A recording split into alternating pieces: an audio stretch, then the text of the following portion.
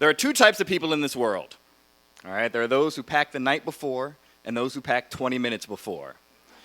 There are those who curse the subways and those who appreciate living in a place with subways at all.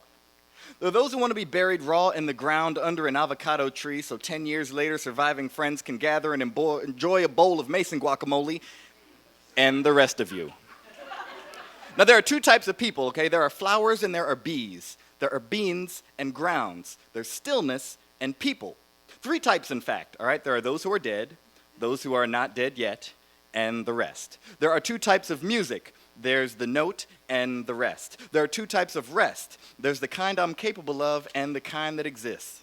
Now there are two types of existence, 1 and 0 types of God, but there is the I and there is the beholder, and somewhere in between are two types of beauty. Okay, there are people, of which there are 8 billion types, and gods of an equivalent number, and they grab their partners do-si-do, swing them around until it's all gray matter and pink spirals and two types of people. Who knows? And who cares? And sometimes they're both me. But on the flip side, you really only need to know two things. One thing completely, and how to build metaphors. But on the other hand, there are two types of bills. There's the ones I've got and the ones I've paid. There are two types of survival. There's the kind that eats people alive and the kind I'm lucky enough to do by default. But hey, everybody's got a ven for themselves, right? It's like football, okay? 80,000 different people gather to briefly become the same kind of person, to look out at a world they recognize and understand together, where their lines are drawn where they belong and both sides are playing the same game. Does that sound like any country you know? Me neither.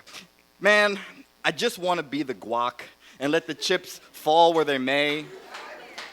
Because everybody's got a zen for themselves, right?